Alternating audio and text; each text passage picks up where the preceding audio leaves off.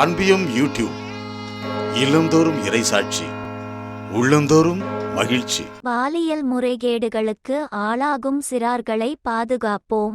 பாலியல் முறைகேடுகளுக்கு ஆளான சிறார்களை கவனித்துக் கொள்வதில் நம்முடைய தனிப்பட்ட அர்ப்பணிப்பை வெளிப்படுத்த வேண்டும். அதே வேளையில் திறமையான ஒத்துழைப்பாளர்களின் உதவியுடன் நாம் அவ்வாறு செய்ய வேண்டும்.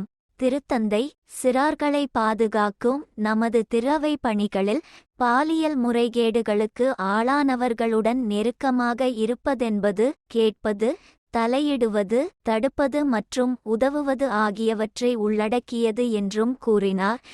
திருத்தந்தை பிரான்சிஸ் பாலியல் முறைகேடுகளுக்கு ஆளாகும் சிறார்களை பாதுகாக்கும் பாப்பிரை அமைப்பின் ஆண்டு நிறையமர்வு கூட்டத்தின் பங்கேற்பாளர்களை மார்ச் 7 இவ்வியாழனன்று திருப்பீடத்தில் சந்தித்த வேளை இவ்வாறு கூறிய திருத்தந்தை பிரான்சிஸ் அவர்கள், குழு மனப்பான்மையுடன் இந்த பணியில் தொடரவும் மற்றவர்களுக்கு அவர்களின் கவனிப்பை மிகவும் பயனுள்ளதாக மாற்றும் உறவு பாலங்கள் மற்றும் வலையமைப்புகளை உருவாக்க அவர்களை ஊக்குவிப்பதாகவும் தெரிவித்தார்.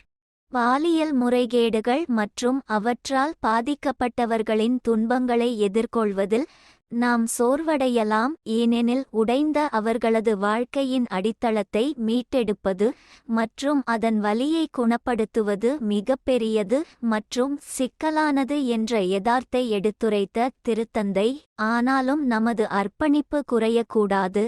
உண்மையில் நான் உங்களை முன்னோக்கிச் செல்ல ஊக்குவிக்கிறேன். அதனால் திறவை எப்போதும் மற்றும் எல்லா இடங்களிலும் அனைவரும் தங்கள் இல்லம் என்பதை உணரக்கூடிய இடமாக இருக்கும் மற்றும் ஒவ்வொரு நபரும் புனிதமாக கருதப்படுவார்கள் என்றும் விளக்கினார். இந்த பணியை சிறப்பாகச் செய்ய கிறிஸ்துவின் உணர்வுகளை நம்முடையதாக மாற்ற வேண்டும் என்றும் அவருடைய பரிவிரக்கமும் மனிதகுலத்தின் காயங்களை தொட்டும் அவரது பாணியும் அவருடைய இதயம் நமக்காக அன்பால் துளைக்கப்பட்டது என்பதை உணரச் செய்கிறது என்றும் உரைத்த திருத்தந்தை, துன்புறும் ஊழியனாகிய இயேசுவின் வழியில் உண்மையான நெருக்கத்தையும் இரக்கத்தையும் காட்டாதவரை, மற்றவர்களின் சுமைகளை நாமே சுமக்காதவரை நாம் அவர்களுக்கு உதவ முடியாது என்றும் விளக்கினார். திறவை தலைவர்கள் உட்பட நாம் அனைவரும் பாலியல் முறைகேடுகளின் தாக்கத்தை நேரில் ஒப்புக்கொள்ளவும், பாதிக்கப்பட்டவர்களின் துயரங்களை ஆழமாக உணரவும், அவர்களின் குரல்களை நேரடியாக கேட்கவும், நடைமுறை முடிவுகளின் வழியாக அவர்களின் வாழ்வை உயர்த்தவும், அவர்களுக்கு உதவவும் முடியும் என்று நம்பிக்கை தெரிவித்த திருத்தந்தை, பாதிக்கப்பட்ட அனைவருக்கும் வித்தியாசமான எதிர்காலத்தை தயார்படுத்துங்கள் என்றும் கேட்டுக்கொண்டார்.